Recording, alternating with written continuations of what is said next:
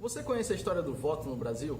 Para falar desse processo democrático tão importante para o país, a Rede Alesi traz uma série de reportagens que vai mostrar como o voto é um dos principais instrumentos para a construção de uma nação. Fique ligado e acompanhe através das nossas redes sociais no Facebook, Instagram, Twitter e YouTube. Eu espero você!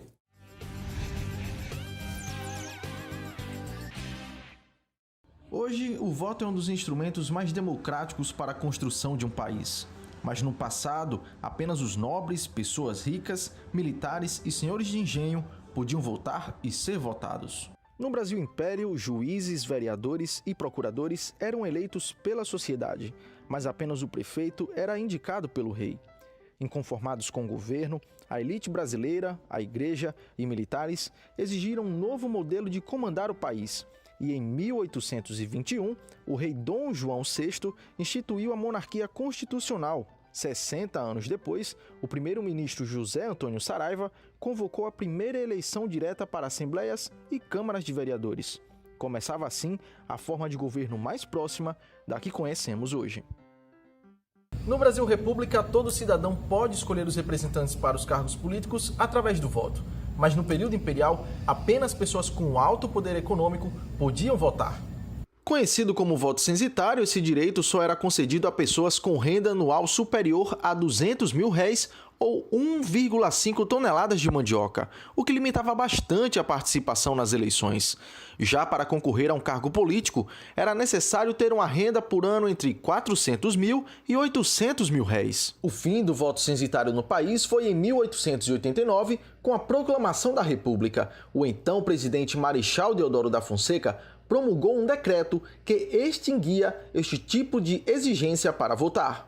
Depois do fim do período imperial no Brasil e com a chegada do modelo presidencialista, a Constituição de 1891 instituiu as eleições diretas no país, um avanço para o processo democrático.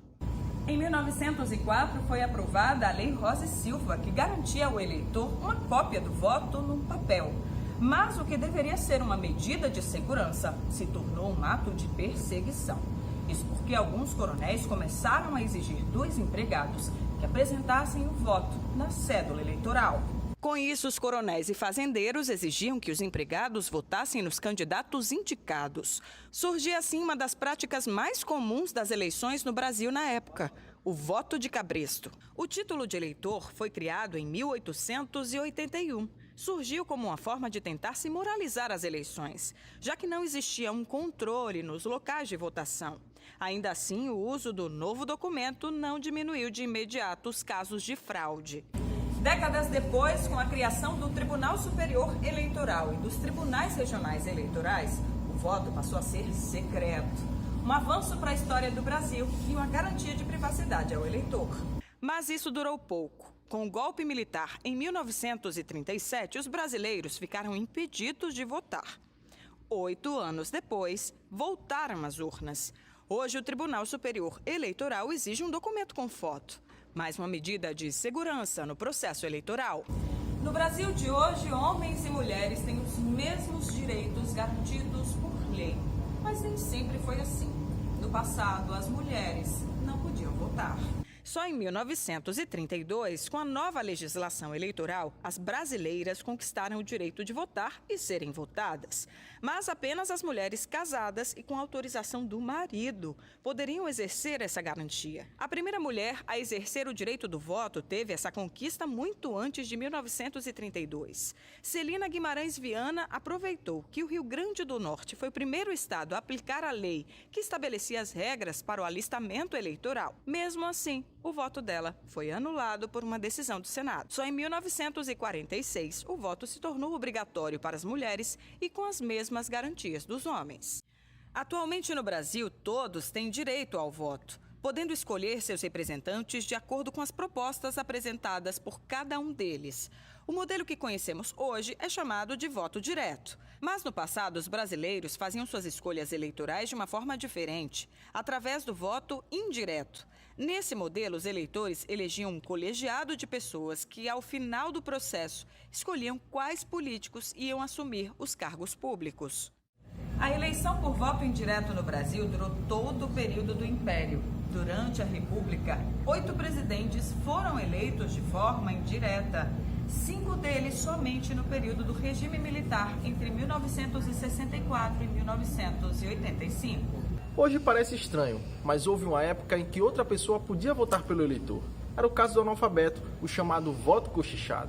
Alguém que sabia ler e escrever, ouvia o voto e anotava na urna. E tudo isso reconhecido por lei. Ao longo do período imperial no Brasil, o voto dos analfabetos sofreu restrições, mas ainda era permitido votar. Somente com a Lei Saraiva, em 1881, os analfabetos tiveram esse direito negado. Mesmo com a proclamação da República, o voto ainda estava ligado à educação e que somente deveriam votar aqueles que tinham conhecimento literário.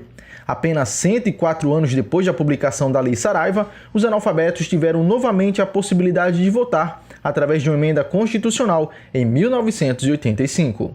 Atualmente, a democracia é exercida por todo cidadão que não tem seus direitos políticos suspensos, o que garante, inclusive, o direito ao voto. Esse é o caso dos presos, que podem votar nas eleições municipais, estaduais ou federal. Mas é importante lembrar que esse direito só é concedido aos presos que estão sob custódia, ou seja, aqueles que ainda aguardam julgamento na justiça. Apesar desse direito estar expresso na Constituição de 1988, foi apenas em 2010 que o Tribunal Superior Eleitoral concedeu o direito ao voto a mais de 20 mil presos, inclusive adolescentes, que cumprem medidas socioeducativas. Houve um tempo no Brasil em que apenas os homens podiam votar e ser votados. Apenas com a legislação de 1932, as mulheres conquistaram o direito ao voto e também de serem votadas. Mesmo assim, apenas as mulheres casadas e autorizadas pelo marido podiam participar da política. Solteiras e viúvas só votavam se tivessem renda própria. Em Sergipe, a primeira mulher a assumir uma cadeira na LESE foi a deputada estadual Quintina Diniz. Nascida em Laranjeiras, ela foi eleita em 1934, durante a chamada República Nova. Quintina Diniz morreu aos 64 anos em 1942.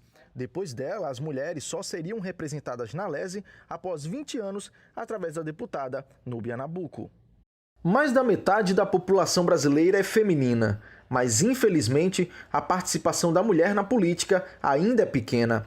Para garantir um maior número de candidaturas de mulheres, em 1997 foi criada uma lei que exige no mínimo 30% e no máximo 70% de registros para ambos os sexos. Funciona assim: um partido ou coligação deve ter no mínimo 30% de candidatos homens ou mulheres e no máximo 70% de candidaturas do sexo oposto. Mesmo com a lei, nas eleições desse ano, as mulheres representam pouco mais da porcentagem mínima exigida por lei. Ou seja, dos mais de 27 mil registros protocolados no Tribunal Superior Eleitoral, menos de 8.500 são de mulheres.